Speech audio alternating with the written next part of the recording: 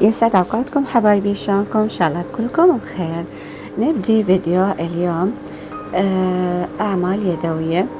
طبعا هي شغلات كلها موجوده عندي، وهاي عوده مال شجره، يعني غصن مال شجره، و ادوات بسيطه. هيجي الموجود خليته وسويت منه تعليقه كلش حلوه. زين. وعندي هاي العصافير، تشوفوا هاي عصافير خشبية، لقيتها بالبالة مال باب المعظم واشتريتها. انتو تقدرون اذا مو مثلا خشبية، تقدرون ترسموها رسم على كرتونة وتسوون شكل العصفور. زين، الخطوات كلها واضحة قدامكم، واتمنى يعجبكم الفيديو. هسه نبدي قصتنا لليوم. طبعا قصتنا عن زوج وزوجة. زوج وزوجة تعاركوا، فخلال العركة صار الزوج عصبي فضرب زوجته، وظل يضرب بيها إلى أن وقعها، ووقعت على راسها وماتت. ظل يحرك بيها، يريد: يا معودة قومي، تحركي، نفسي. ماكو لا حس ولا نفس ولا أي شيء نهائيا، فماتت. ظل حاير: أنا شو أسوي؟ شو أقول للناس؟ شو أقول لأهلها؟ شو أقول لأصدقائي؟ شو أقول للجيران؟ يعني موتتها، شو أسوي بعد؟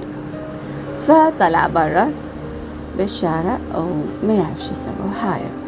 فشاف واحد من أصدقاء ذولا، يعني صديقه هذا من أهل الباطل، أهل الحرام، يعني تعرفون سوالفه مكسرة وتعبانة وشغلاته اللي يسويها مو زينة. زين. فقال له: شبيك؟ أشو حاير؟ فقال له: بيني وبينك الشغلة ما اريد أحد يعرف. قال له: لأن شغلة كلش داتشة. فقال له: شكو خير؟ قال له: معود أنا دا أتعارك ويا زوجتي، ودفعتها وقعت وماتت، قطعت النفس. قال له: يعني ماتت خلاص؟ قال له: اي قتلتها ماتت. قال له: زين هسه أنا شو أسوي؟ قال له: زين شلون هسه شو أسوي؟ يعني نبلغ أهلها؟ نروح للشرطة تسلم نفسك وتقولهم قتلت زوجتي لو شلون؟ قال له: لا أبويا، أنا هسه إذا بلغت أهلها عرفوا قتلت بيتهم حيقتلوني، الشرطة راح ياخذوني وراح انعدم. قال له: زين والحل؟ قال له: ما أدري، أنت القالي الحل.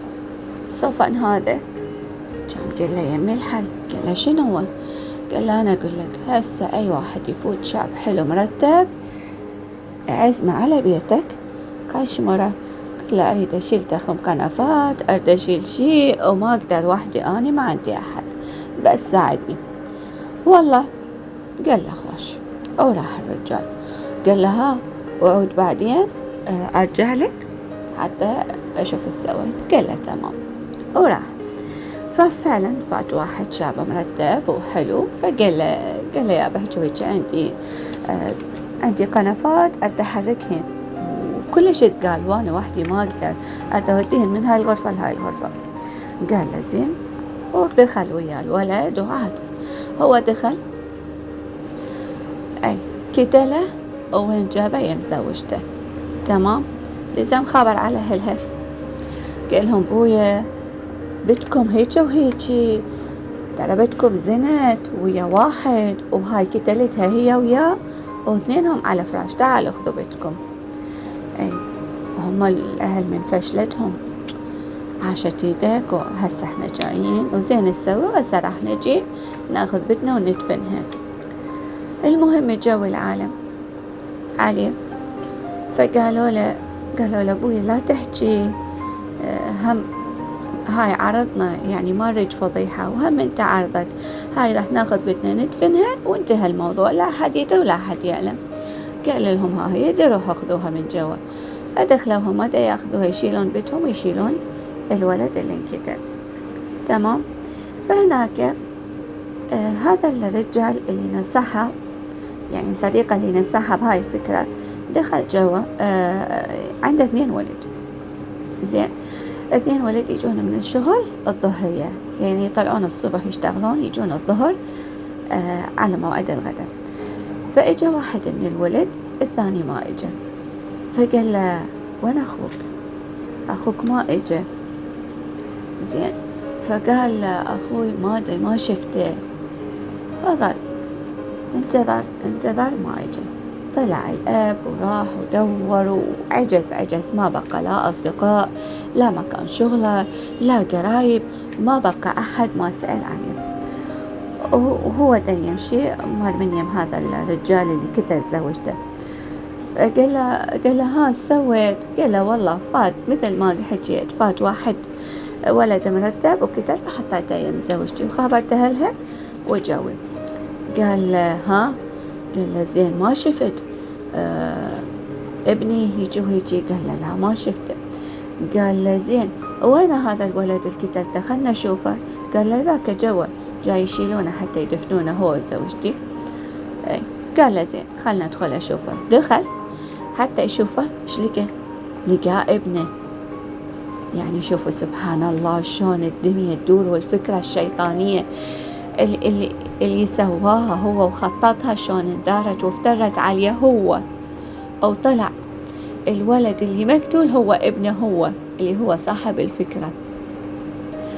او ما وصف لكم بعد ايش صار. يعني بعد انتوا عرفتوا الديك واللطم والهاي وهنا انحكت القصة يعني وبعد يعني انهار.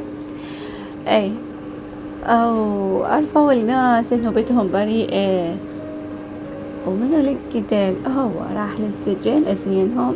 يعني هذا ابو الفكرة بعد اخذ عقابه من رب العالمين. زين عقابه مباشرة اخذ سبحان الله. اكو عقوبات من رب العالمين مباشرة الواحد يحصلها. زين اكو عقوبات تتأخر يقول لك ولو بعد حين.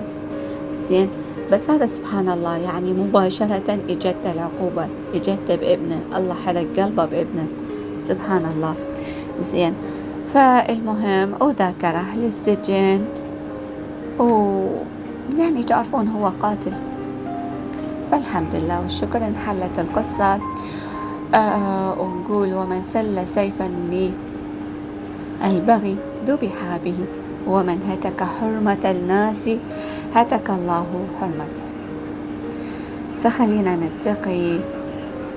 ونتقي الله ونمشي عدل ونعترف باللي سويناه مهما يكون.